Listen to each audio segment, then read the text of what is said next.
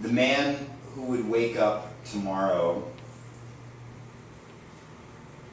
would arise tired and hungover, a vigilant tingle of last night's wine in the space between his teeth.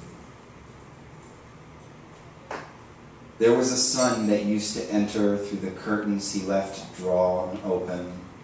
before he went to sleep every night. And there was a parade of garbage men in noisy vehicles that would follow him from the tail end of his dreams into the morning light. There was a late night he could vaguely remember with a woman he had known so clearly, had sketched out a mental picture in the boozy fog of last call, and now sought to recollect. And there were businessmen erect, walking PowerPoints, next to street urchins erect and unsheathed at the 38 bus station, waiting on the long L that wound from downtown towards the ocean. And he would pour his morning coffee, and he would top it off with whiskey, and he would watch when there were birds that congregated in the eaves of the adjacent buildings, and would remark to himself on one thing or another, and at some point the crowd would disperse, and he would let his eyes traverse the messy amalgam of the Tenderloin streets again.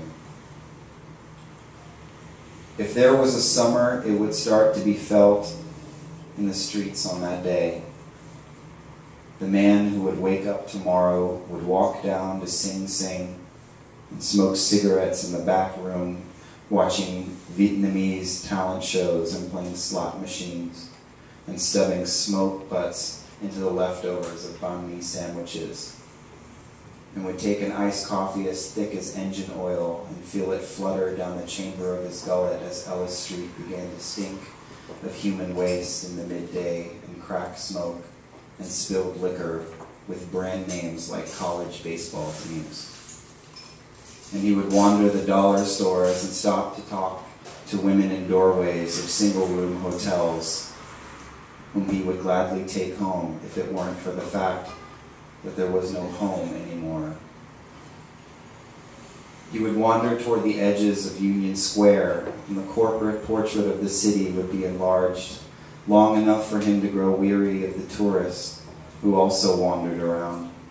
their heads all detached from their bodies as though they were searching for a sign from a place beyond the Cheesecake Factory. And he would have stopped in the small grove called the Tenderloin National Forest with a brown bag and the fading daylight, and been content with a day spent in precisely the way he pleased. And as the sun would go down, he would remember someone who on the previous night seemed to know him so well, starting at the Edinburgh Castle, to the Geary Club, to Frankie's 21, Ha-Ra, and ending where he would now return, to recall with the bartender last night's avails, in the dim-lit corner of cocoa cocktails. And the bartender would remind him that all went well, that he remembered to tip, that she seemed like a nice girl, that he should consider calling her if she had made that much of an impression. And all of this might have happened precisely in this manner,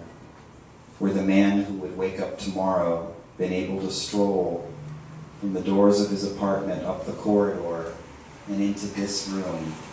one more time.